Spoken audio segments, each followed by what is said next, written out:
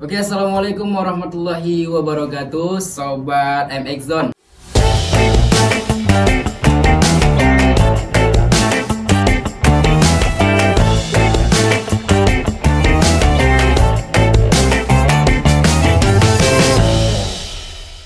Halo Sobat Kreatif dan seluruh pendengar setia MX Zone. Pada episode kali ini kami mendapatkan kehormatan untuk kedatangan seorang sosok yang memiliki peran penting di dunia akademik dan kreativitas digital kampus kita. Beliau adalah seorang dosen yang tak hanya aktif dalam kegiatan pengajaran, tetapi juga berperan langsung sebagai penjaga laboratorium multimedia. Melalui peran tersebut, beliau menjadi jembatan antara teori di ruang kelas dan praktik nyata di dunia multimedia. Kita akan membahas seputar pengalaman beliau, peran lab multimedia dalam mendukung pembelajaran, serta pesan-pesan penting bagi mahasiswa yang ingin berkembang di bidang kreatif dan teknologi. Tanpa berlama-lama lagi, mari kita sambut dan dengarkan langsung obrolan inspiratif bersama Ibu Dr. Ade Muana Husniati, Esos MSI. Halo Ibu, selamat siang Ibu. Halo, siang Dimas. Kalau boleh tahu Bu, sejak kapan menjadi kepala lab multimedia Bu?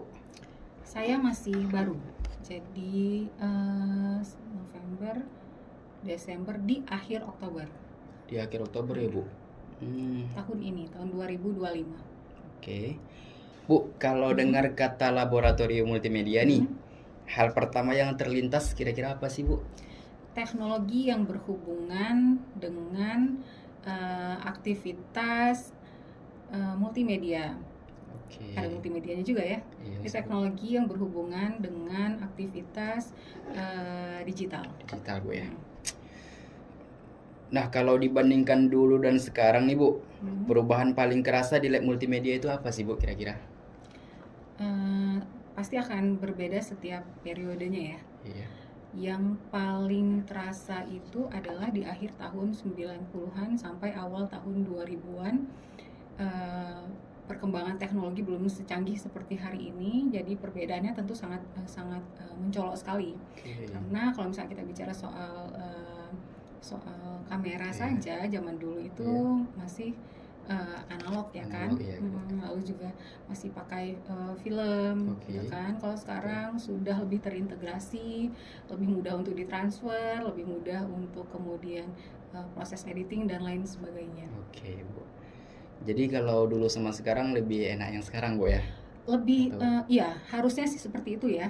Tapi bagi orang-orang tertentu yang memang menyukai teknik-teknik dasar gitu kan, ingin memahami teknik-teknik dasar, bagi mereka yang juga suka tantangan dalam belajar, tentu saja mereka masih tetap juga menyukai teknologi yang digunakan di masa lampau. masa lampau ya. Oke. Kalau dilihat dari yang sekarang nih Bu, benar nggak sih Bu bahwasannya sekarang mahasiswa tuh lebih sering menggunakan handphone Bu dibandingkan kamera DSLR?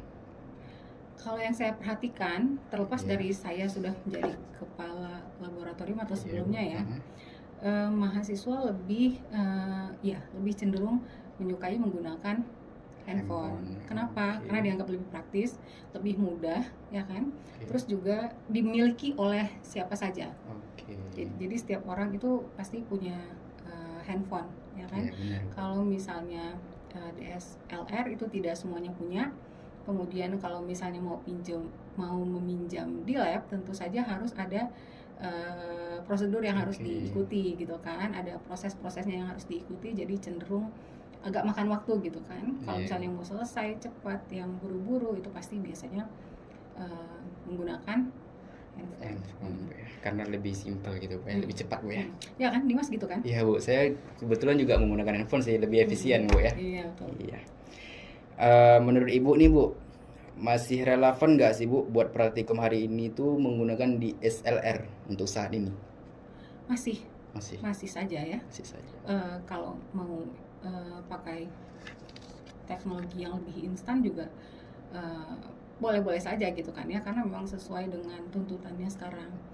Kalau pakai DSLR itu tadi biasanya untuk memahami teknik-teknik dasar, pengaturan pencahayaan lebih detail ya. Iya Bu.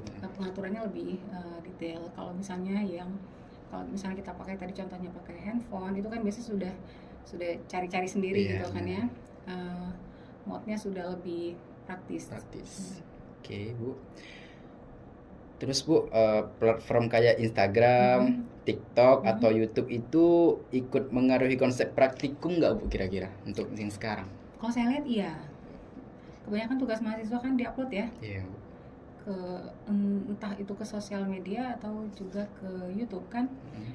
Mata kuliah retorika misalnya saya lihat juga ya kan, tidak hanya sekarang praktek di tempat, tapi membuat konten yang ada hubungannya dengan tema-tema yang telah ditentukan terus juga diupload gitu kan. Jadi saya bahkan bukan hanya tugas perkuliahan ya, anak sekolah juga begitu kan ya. Ada beberapa yang saya lihat begitu, yang saya lihat ada yang beberapa yang seperti itu. Kalau kita tadi kan udah membahas tentang di LSR nih Bu. Jadi saya mau membahas tentang mahasiswa nih Bu, mahasiswa kita Bu ya, Universitas Gus Saleh nih Bu. Kira-kira Ibu pribadi pernah nggak sih Bu nemu karya mahasiswa yang kualitasnya udah kayak konten profesional Bu untuk saat ini? Ada Bu ya. Konten mata kuliah saya lihat juga ada. Oh ya. Apalagi juga yang memang mereka pekerjaannya adalah sebagai content creator ya. Oke. Berarti untuk saat ini udah banyak lah Bu ya. Kebanyakan profesional. Apalagi Gen Z ya. Oh ya, Gen Z. Otodidak kan, belajar sendiri, banyak lihat sendiri gitu kan ya. Benar. Akhirnya bagus aja kontennya kan. Benar ya Bu, benar. Oke. Skill apa sih Bu yang paling pengen Ibu tanamkan ke mahasiswa lewat praktikum ini Bu, kalau boleh tahu? Agar mahasiswa itu tidak hanya memahami teori, memahami konsep, tapi mereka tahu bentuknya media itu tuh seperti apa, cara menggunakannya seperti apa, terus kemudian membuat kontennya itu seperti apa, yang hasilnya nanti juga tentu saja akan berguna bagi portofolio si mahasiswanya itu sendiri gitu. Jadi mereka tidak hanya paham teori, paham konsep, tapi mereka sudah pernah menyentuh alatnya, kemudian sudah pernah menciptakan produknya gitu, dan mereka tahu bagaimana perjalanan menciptakan produk tersebut. Oke Bu. Terus Bu, menurut Ibu mahasiswa sekarang lebih jago teknis atau konsep nih Bu untuk yang sekarang? Kalau di kelas, ada yang jago teknis, ada yang jago konsep, ada juga yang bisa kedua-duanya. Tapi kalau yang kita lihat di sosial media, dari konten-konten yang tersajikan itu rata-rata lebih pandai secara teknis ya. Teknis. Tapi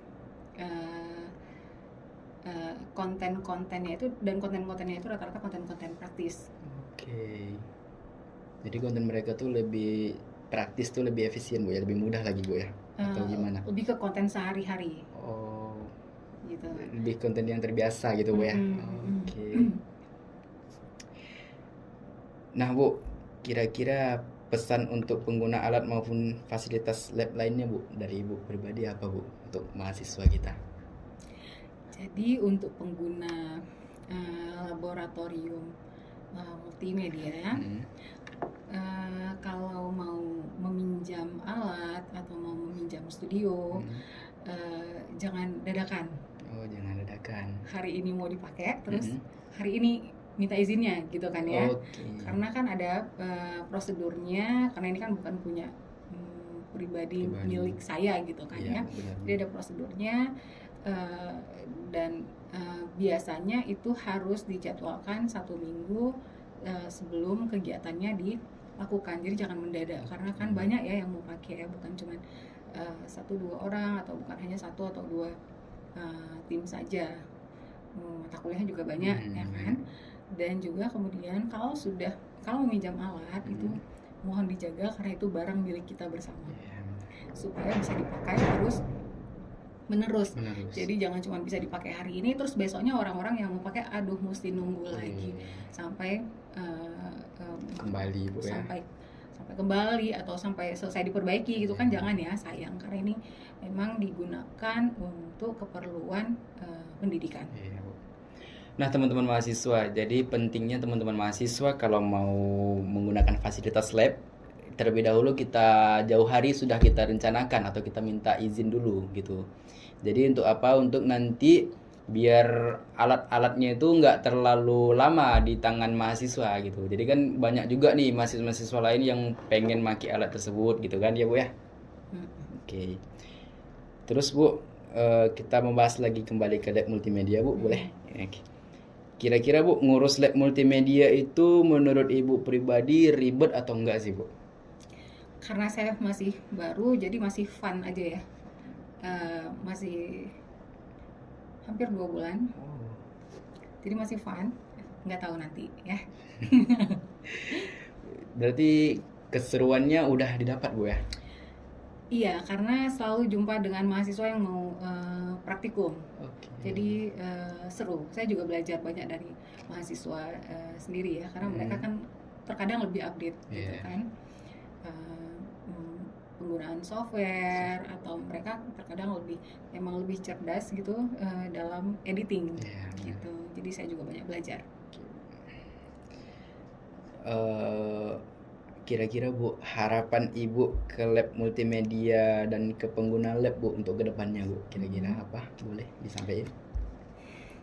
Ke pengguna lab multimedia, tentu saja ini adalah laboratorium kita bersama, dan kita harus sama-sama menjaga laboratorium ini sebagai fasilitas pembelajaran untuk kita semua. Karena proses pengadaan untuk alat-alat lab juga tidak mudah ya. Ada alat yang itu memang sudah sangat lama gitu kan ya, dan masih bisa digunakan sampai sekarang. Alat itu sangat luar biasa. Jadi kalau misalnya kita terus bisa menjaga fasilitas yang disediakan ini ya kan, tentu akan memberikan dampak dan manfaat yang sangat besar untuk kita semua. Jadi pentingnya buat mahasiswa nih, terus jaga dong alat-alatnya Bu ya, biar lebih kedepannya kan buat kita juga nih mahasiswa gitu. Oke Bu, mungkin untuk penutup Bu, boleh dong Bu sampein Bu pesan singkat buat mahasiswa yang mau serius di dunia konten digital Bu.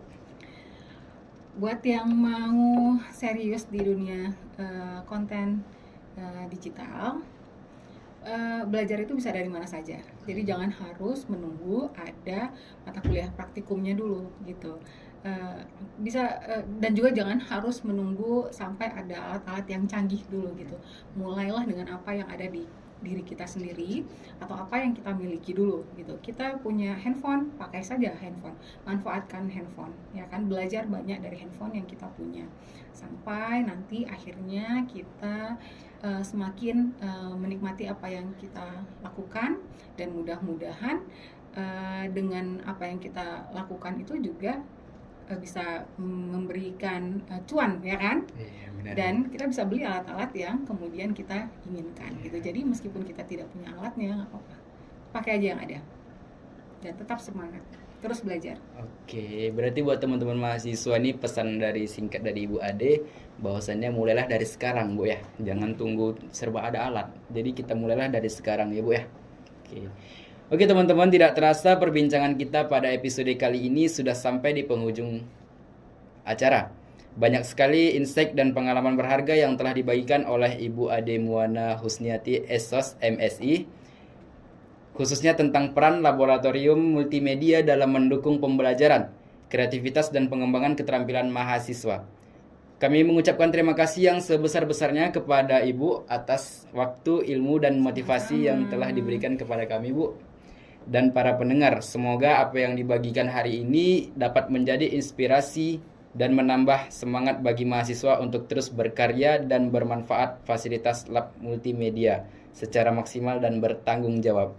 Saya Dimas Prayoga dan bersama rekan-rekan saya tim MX Zone pamit undur diri. Wassalamualaikum warahmatullahi wabarakatuh. Waalaikumsalam warahmatullahi wabarakatuh. Gitu maksudnya? Iya Bu, hampir nampak. Oke.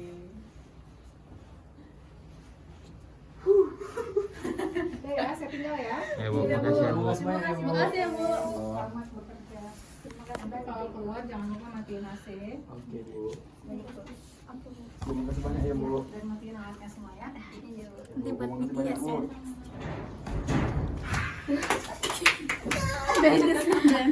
Lanjut dengan dua. Wis, pakai mana-mana weh. Taruh monitor. Kita foto itu Bu. Iya. Aduh, dipanggil. Ayo.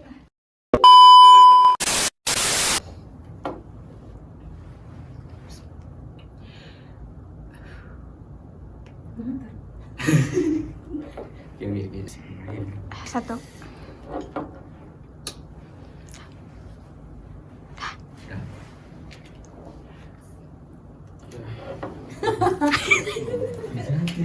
Angin itu, macam mana?